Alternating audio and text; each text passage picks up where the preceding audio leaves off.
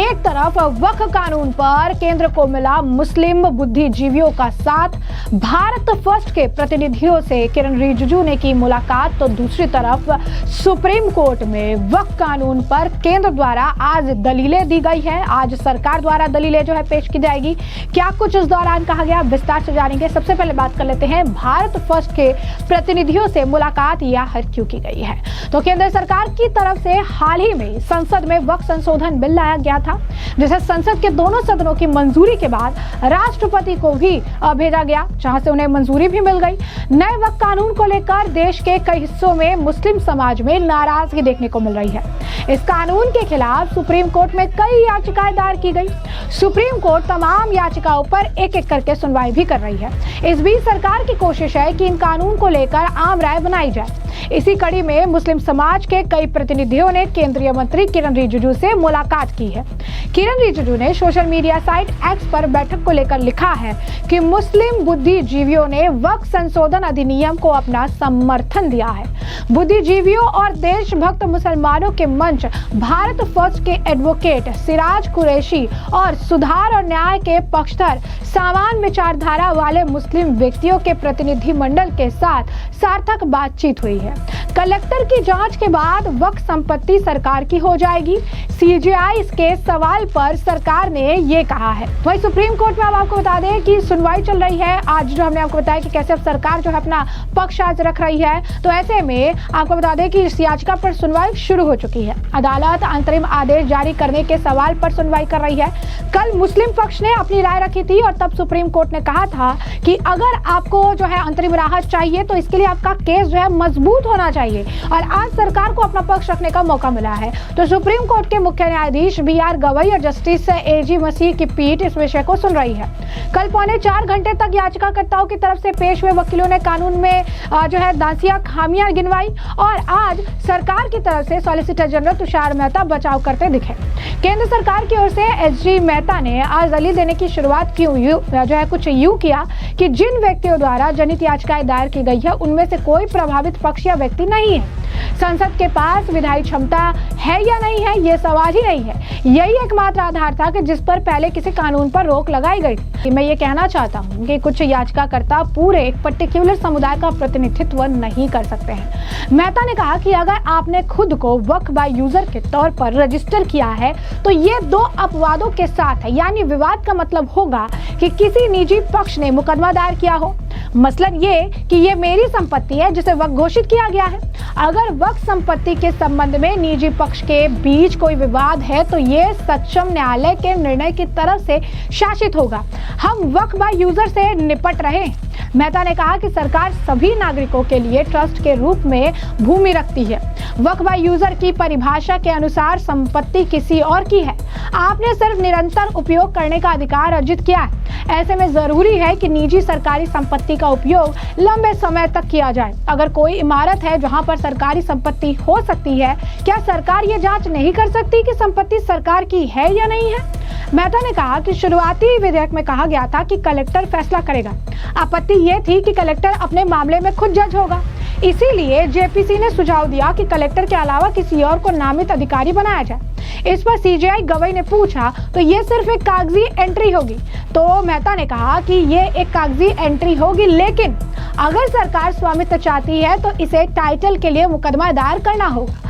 अगर कोई ट्रस्ट की संपत्ति से निपट रहा है तो उसे पता होगा कि राजस्व रिकॉर्ड के अनुसार सरकार मालिक है, न कि वक्फ। सीजेआई गवाही ने कहा कि याचिकाकर्ताओं की तरफ से जो तस्वीर पेश की जा रही है वो ये है कि एक बार कलेक्टर जांच कर ले तो संपत्ति वक्फ संपत्ति नहीं रह जाएगी, और एक बार जांच पूरी हो जाए तो पूरी संपत्ति सरकार के कब्जे में चली जाएगी। इसके जवाब में मेहता ने कहा कि हमें स्वामित्व के लिए टाइटल सूट करना होगा। जस्टिस मसीह ने पूछा तो जब तक कानून का सहारा नहीं लिया जाता तब तक कब्जा ऐसे ही जारी रहेगा?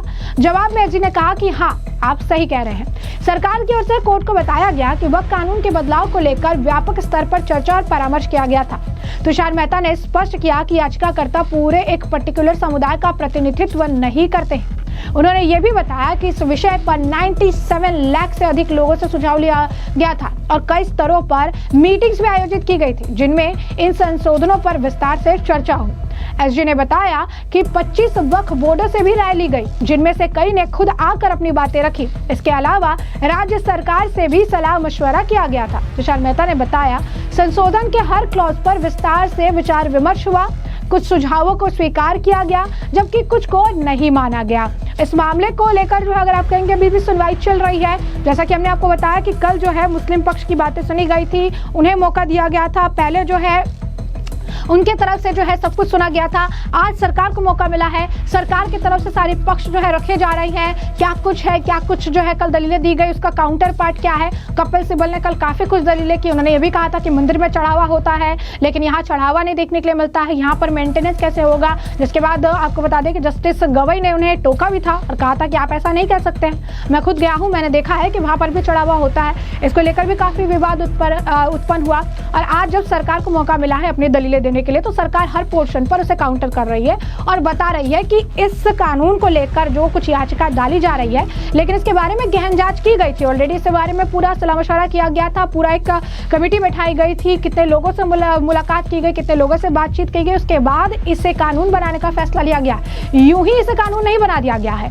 तो वहीं आपको बता दें कि कल जो दलीलें दी गई, इस पर भी काफी विस्तार से जो है बयान जो है सामने आ रही है। इस मामले को लेकर लगातार जो है रिएक्शंस देखने के लिए मिल रहे हैं। कल कोर्ट में क्या कुछ दलीलें दी गई, इसे लेकर सैयद कासिम रसूल इलियास AIMPLB के जो नेता हैं, उनका बयान सामने आ रहा है। क्या कुछ कह रहे हैं वो कल के दलीलों को लेकर, जरा एक बार आप कुछ। तो आज मुसलमानों का पक्ष को ज्यादातर सुना गया है और उसमें सबसे ज्यादा 4 वकीलों ने बात की है। कपिल सिब्बल साहब ने सबसे ज्यादा वक्त लिया, उसके बाद राजू धवन साहब ने कहा, उसके बाद संघवी साहब ने कहा, उसके बाद CU सिंह साहब ने कहा। अहमदी साहब को दिया था टाइम, अभी वो नहीं बात नहीं हुई उनकी। तो मैं ये कहना चाहता हूँ कि देखिए, असल में आज के आर्गुमेंट के अंदर पूरी तफसील से ये वक्फ कानून पे बहस हुई है। सिब्बल साहब ने ये बात कही कि साहब ये वक्फ कानून को देखकर साफ तौर पर अंदाजा होता है कि मुसलमानों के राइट्स को छीना जा रहा है। जो कॉन्स्टिट्यूशन ने उनके फंडामेंटल राइट्स दिए हैं वो उसमें छीन लिए जा रहे हैं और एक पर्टिकुलर कम्युनिटी को अपने रिलीजियस कामों से रोका जा रहा है। उन्होंने कहा कि देखिए, ये वक्फ बाय यूजर का जो कानून है वो सिर्फ मुसलमानों में नहीं है, बाकी लोगों में भी है कि ऐसी प्रॉपर्टी जो 200 साल पहले 500 साल पहले किसी काम के लिए दी गई थी, उसके डॉक्यूमेंट तो नहीं मिलेंगे। या ये आप कह रहे हैं कि आप जिसने वक्फ किया है उसका कोई लिखित रूप में चाहिए, वो भी नहीं मिलेगा।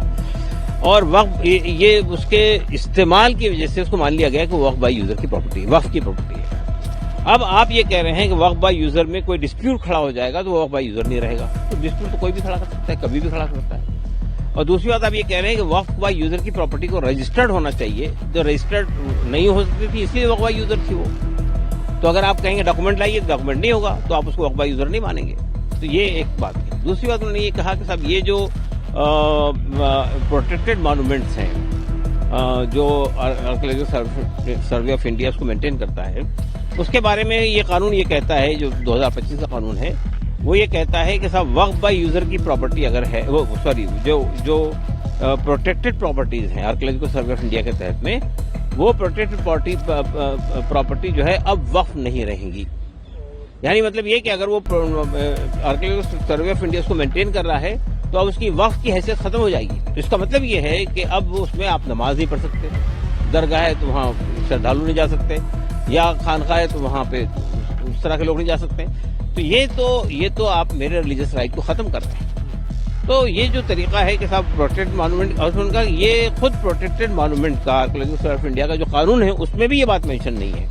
वो ये कहता है कि हमारा काम सिर्फ मेंटेनेंस का है, बाकी रिलीजियस पर्पज के लिए वो इस्तेमाल होती रहेगी। आप उसका रिलीजियस पर्पज से हटा रहे हैं। कोई मस्जिद है तो नमाज पढ़ने के लिए बनती है, वो दिखाने के लिए, उससे पैसा आमदनी बनाने के लिए, प्रोटेक्टेड मॉन्यूमेंट को प्रिजर्व करने के लिए नहीं है। वो बेसिकली वो मस्जिद के लिए बनाएगी, नमाज पढ़ने के लिए, तो नमाज होनी चाहिए वहाँ पे। तीसरी बात उन्होंने कही कि साहब आपने वक्फ बोर्ड के अंदर, सेंट्रल वक्फ काउंसिल के अंदर जो लोगों को लाने का जो प्रोविजन था, उसमें से मुसलमानों की जो कंडीशन थी वो हटा दी। तो अब ये जो 22 मेंबर हैं उसमें से मेजॉरिटी जो होगी वो नॉन मुस्लिम्स की होगी। 2 तो कंपलसरी है, उसके अलावा भी नॉन मुस्लिम्स होंगे, सेंट्रल वक्फ काउंसिल में भी और स्टेट वक्फ बोर्ड में भी। और उसके बाद ये कहा कि साहब वो गवर्नमेंट नॉमिनेट करेगी, इलेक्शन वाला वो भी खाता खत्म कर दिया आपने, तो गवर्नमेंट नॉमिनेट करेगी। तो कैसे लोग होंगे, क्या करेंगे, ये बात अच्छी तरह वक्त जो वक्फ के नाम पे चैरिटी होती है और जो मंदिरों नहीं, देखिए उन्होंने ये बात कही कि जो मस्जिद है, मस्जिद में कोई आमदनी का जरिया तो नहीं होता है। जो नमाज पढ़ने के लिए आते हैं वही थोड़ा बहुत देते हैं, तो उसके पास तो कोई आमदनी नहीं होती है। तो उन्होंने कहा दरगाह के बारे में क्या कहेंगे आप? तो दरगाह के बारे में कहा दरगाह हो या मंदिर हो, वहाँ उन्होंने कहा ये तो बाकी हर जगह होता है। तो उनका नहीं, ऐसा नहीं है। दरगाह हो या मंदिर हो, वहाँ चढ़ावे आते हैं, मस्जिद में चढ़ावा नहीं आता है। ये एक बात थी और कुछ नहीं। और उसमें एक बात उन्होंने ये कही कि साहब ये जो 5 साल की आपने शर्त लगाई है कि एक आदमी को 5 साल प्रैक्टिसिंग मुस्लिम होना चाहिए तभी वो वक्फ कर सकता है, ये भी बहुत ही अब्सर्ड बात है। इसलिए कि ये तो मेरा फंडामेंटल राइट है, कॉन्स्टिट्यूशनल राइट है। आप आर्टिकल 19 तक उसको वायलेट कर रहे हैं कि मेरा राइट है कि मैं अपनी प्रॉपर्टी को डोनेट कर रहा हूँ। Who are you to interfere? और उसके लिए शर्त के 5 साल तक प्रैक्टिसिंग मुस्लिम, तो आप कैसे जज करेंगे कौन आदमी प्रैक्टिसिंग मुस्लिम है कौन नहीं है? वो विल सर्टिफाई? तो ये भी गलत है, ये मेरे कॉन्स्टिट्यूशनल राइट का वायलेशन है, हनन है, इसको भी खत्म होना चाहिए। तो इसके साथ साथ इसके बाद जो और मसले उठे हैं उसमें ये भी था कि साहब ये इसमें ऐसे बहुत सारे प्रोविजंस लाए गए हैं जो कानून में उस वक्त नहीं दिए गए थे। जो कानून सर्कुलेट किया गया था लोगों को उस वक्त नहीं दिए गए थे। बिल्कुल पार्लियामेंट में जब बहस हुई, जब वोटिंग के समय उनको डाल दिया गया। तो ये तो बहुत ही गलत तरीका है, ये तो अनडेमोक्रेटिक तरीका है कि साहब ऐसे कानून में जिसमें कोई बहस नहीं हुई, जिसको आपने सर्कुलेट नहीं किया, लास्ट राउंड में डाल के जो है अपनी मेजोरिटी की बुनियाद पर पास करवा लिया। तो this is again fundamental right का हनन है। जैसा कि आपने उनका बयान सुना, तो वहीं इस मामले को लेकर मौलाना खालिद रशीद फिरंगी मोहाली का भी बयान सामने आ रहा है। क्या कुछ वो कह रहे हैं, जरा एक बार आप सुनिए। आज वक्फ एक्ट 2025 के सिलसिले में सुप्रीम कोर्ट में मुस्लिम साइड से बहुत ही मजबूती के साथ हम लोगों के एडवोकेट्स ने अपनी बातें, फैक्ट्स और फिगर्स और मुल्क के कॉन्स्टिट्यूशन की रोशनी में रख कर इस बात को साबित करने की हर मुमकिन कोशिश की है कि किस तरीके से ये अमेंडमेंट्स अपने मुल्क के कॉन्स्टिट्यूशन के आर्टिकल 14, 25, 26 के अगेंस्ट हैं। और इसमें चाहे वक्फ बाय यूज़र का मसला हो, चाहे नॉन मुस्लिम्स का वक्फ बोर्ड और वक्फ काउंसिल में अपॉइंटमेंट का मसला हो, या जिस तरीके से वक्फ बोर्ड अभी तक एक डेमोक्रेटिकली इलेक्टेड वक्फ बोर्ड हुआ करता है, उसको एक नॉमिनेटेड वक्फ बोर्ड में तब्दील करने का मसला हो, या जो वक्फ बाय यूज़र की प्रॉपर्टीज़ हैं उन पर जो ख़तरा मंडरा रहा है। जबकि इससे पहले की कई जजमेंट में सुप्रीम कोर्ट ने बार बार ये बात कही है कि once a waqf is always a waqf. और फिर बाबरी मस्जिद केस के सिलसिले में भी सुप्रीम कोर्ट की कॉन्स्टिट्यूशनल बेंच ने इस बात को रिट्रेट किया था कि वक्फ बाय यूज़र भी मज़हब इस्लाम का एक इंटीग्रल पार्ट है, एक प्रैक्टिस है, लिहाजा उसको बाकी रहना चाहिए। और ASI के तहत जो हमारी मसाजिद हैं उनमें नमाज की इजाज़त ना होना, ये वो तमाम बातें हैं जो कि नई एक्ट्स में काबिल एतराज़ हैं। और आज की बहस के बाद हम लोगों को और भी ज़्यादा उम्मीद है कि इंशाअल्लाह हम लोगों को राहत मिलेगी। तो ऐसे में आपने तमाम जो है बयान सुने हैं और हमने आपको जो पूरा मामला है विस्तार से बताया है। और इस मामले पर अब आपकी भी जो राय हो हमें कमेंट सेक्शन में कमेंट करके ज़रूर से ज़रूर साझा करिएगा। धन्यवाद।